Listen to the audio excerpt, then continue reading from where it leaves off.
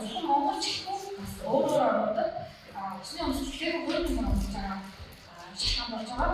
За тэр өөрөөр хэлбэл гадаад усны өмсөлтөөр нэг 15% ашигладаг бол яг хайдал энэхүү хэрэгж байгаа уснуудыг бол яг хайдал уснаас гарч байгаа. За тухайн хайдал усны болохоор өдрийн олон шалтгаанууд баяжуулах процесс болон хайдлын дарга гэсэн юмыг уран шалтгаанаас гардаг бол за тухайн хайдал усны зөвхөн төдийлөн монголч гэхгүй өөр улсын өөр улсын элементүүд гэсэн юм.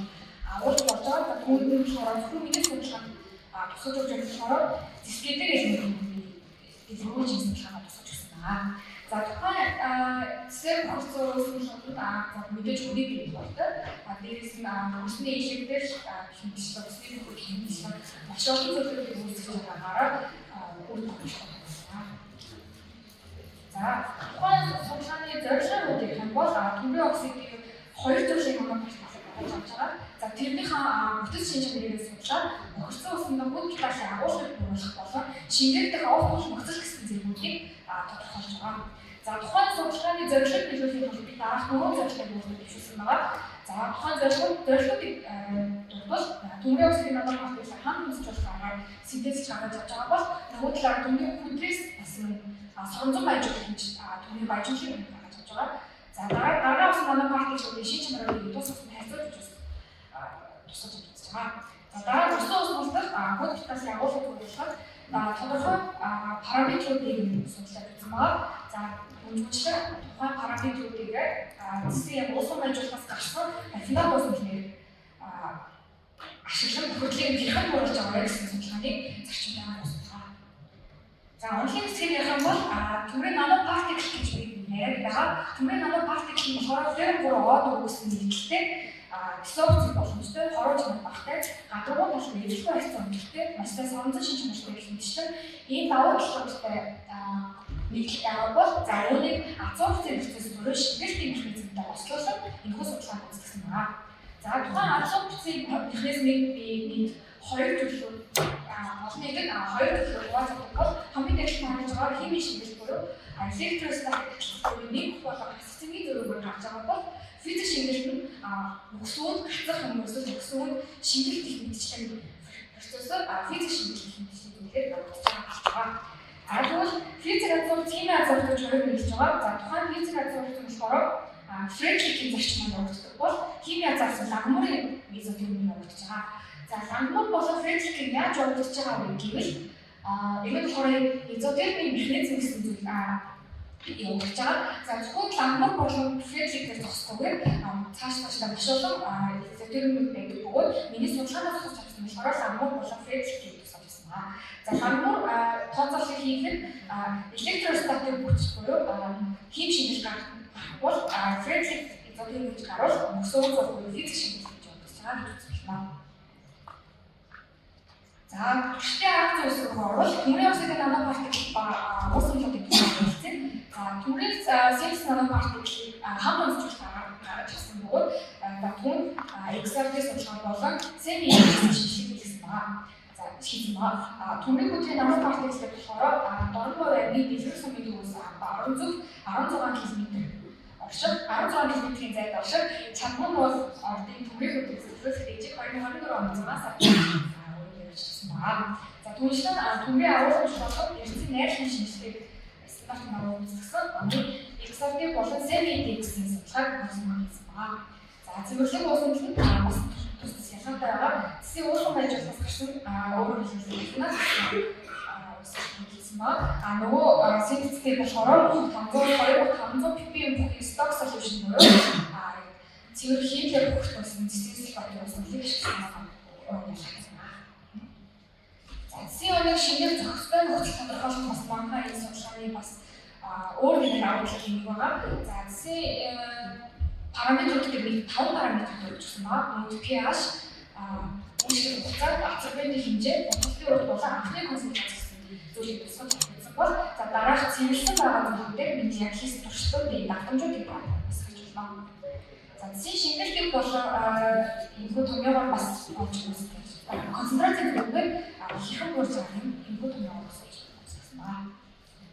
За судалгааны үр дүнлээ орох бол Түнээс эцсийн нано партиклыг 828 грамм түнээ нано партикл гарч ирсэн байна. За үүнээс гарцыг харах бол 3-р синтез дээр та бүхний ажиллаж байгаа Norris-ийн 87% гарцтайгаар гаргаж ирсэн байна. Яагаад энийг үнэхээр ийм өдөр гарцтай байгааг та бүхэн гайхаж байвал хамгийн анх би network курстэй инфо судлаад байж ирсэн байгаа. За инфо судлаад байж байхдаа гараж авах учраас олоогүй. Тэгээд өөрийнхөө явуулдаг кофтонд ханаад бүх нано партиклыг маасчдаг болохоор дараас хасаж авах нь маш хэцүү байсан болохоор ингээд хацын алдаг болсон гэж боддог. За түрүү өдрийн нано партикл болохоор магнетик төвийн бас агуулмж юм тодорхойлж бас мөн баримтчилсан агуулмж юм бас тодорхойлсон байна. За түүгээр түнээс хинс нано партикл болон бүдрийн нано партиклтэй эрентлэг дифракцийн анализ буюу XRD шинжилгээ хийсэн байна. За тус шинжилгээ Албасын томокомайкос нийгмийн шинжилгээний хамтар хамтарч үзсэн байна.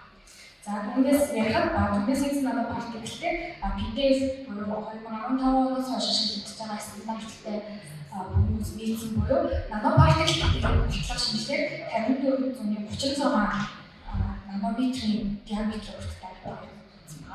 За түрүү өдрийн нано партиклтэй физик технологийн хөгжлийн хэрэгжүүлсэн байна.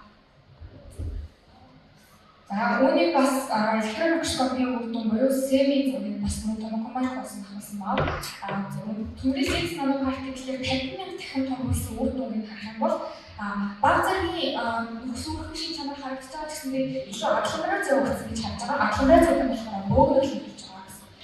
Тэгсэн чигсэндээ нүуний чихрлийн бүтцийг нь илүү сайн харуулж өгсөн нөгөө энэ бодолтой байна гэж харж байгаа. За түрүү өдрийн нано партиклтэй болохоор илүү нөгөө нэг нарийн шигтлээс илүү нөгөө нэг илүү юм томхог шигтлээс гадна өсвөрх шин чанар бас их байна гэж бас бодож байгаа. За цэцгийн шингээтэй сайн цэцгийг шингээгээ хүсэмий зураг байсан бол одоо бол цэцгийг шингээсэн үеийнхэн цэцгийн зураг байгаа. Цэцгийн үеийн энийг бол өмнө 50 дахин томруулсан бол энийг одоо 50 дахин томруулсан буюу хамаагүй бага хэмжээтэй томруулсан зургийг харахад за тэр хөргөг харагдаж байгаа зүйлүүд нь болохоор бүгдээ өсвөрхөг харагдаж байгаа гэдгийг бас үнээр баталж байгаа. Дээр байгаа юм том чихрэлтэй зүйлүүд нь юу вэ гэвэл миний хувьд статистик тодорхойлсон. За түүнчлэн энэ том юм яаж статистик батлах юм бэ гэдгийг яаж статистик батлах вэ гэвэл хажуудлын байгаа cell mapping буюу цэцгийн тархалт гэсэн зүйлийг бас тодорхойлж байна. За цэцгийн тархалт гэх нь юу вэ гэвэл хар дэвсгэрээр нано партиклыг нооноор цэцгийг тодорхойлсон буюу яг тухайн сонгож авсан цэгтээ цэц нь хэрхэн тарсан байна вэ? Эсвэл бөөгнөрсөн байна уу? Эсвэл хэрхэн чихтэй тарсан байна уу гэдгийг нь харуулах шинжилгээ бөгөөд миний үр дүндээ болохоор жигс тарсан буюу ерөөдөө нэлээгүй гэж гадагуугаас олж өгсөн гэсэн үр дүн тухайн зүгнээс би тайлж өгсөн. За цэцгийн шингэлтийн түвшинтэй нөө параметруудын хамтлагийг нэрээ. Параметруудын хүслийг харахад pH 4 нөхцөл 68.48% байшин гэсэн бол уушиг хугацаанд 120 минут хамгийн өндөр шинжилгээг үзүүлсэн байна. За үүнийг яагаад үзсэн бэ гэвэл 120 минутаас 180 минут хүртэл явбал шингэлт явдаг тогтворцсон байсан. За үүнээс харахад нөгөө шингэлтийн идэвхтэй төвүүд нь буурсан буюу бутан ханаж туссан гэсэн таамаглалыг болж бишиж байна. За абсорбентийн хэмжээ тэр 1.1 грамм гэж тодорхойлсон. Тэр 1.1 граммаас эхлээд тэр 1.5, тэр 1.7 гэсэн граммуудад яагаад ингэ буурсан бэ гэвэл нано партиклийн агломерац буюу ингэ хоорондоо ингэж уусналтай бүтэн тархаж чадахгүй гэж бөөгнөрч үлсээр гадууруу талбайтай ингэж үүсэж хүрч чадахгүй учраас тэр 1.1 грамм уусналтай бүрэн тархаж чадсан гэж бас бодож байна. За хурдтай урдын хувьд 150 rpm гэж сонгосон. Анхны концентрац дээр 500 ppm урдыг сонгосон. За хамгийн сүүлийн параметр түвшинтэй миний хамгийн сүүлийн шингэл явдаг 9418%-ийг шингээж чадсан гэсэн үг байна. За та бүхэн 5 параметрийг харж байна. За хаягдал төслийн нөгөө нэг фенол дуусны зөвшөөрлөлтөд миний сонгож авсан фенол дуусны 140 ppm байсан бол тухайн магнетик даг 99.35% зөвлөлт магнетикийн өдрөөр 80.12%-аар зөвсөн үг байна. За түүний лампур болон френцлик гэж дүгнэснээр лампур изотопийн бэлэг болж байна. Буюу цэцгийн гадуур дээр нано партиклийн гадуур дээр цэцгийн цэцгийн арилгаж татагдсан байна гэсэн байна.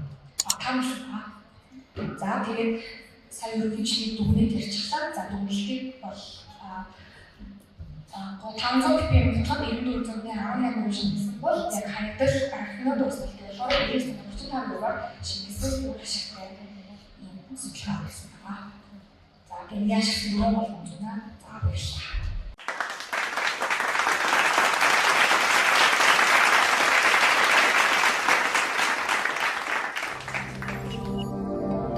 Green Chemistry химийн хөгжлийг Монголд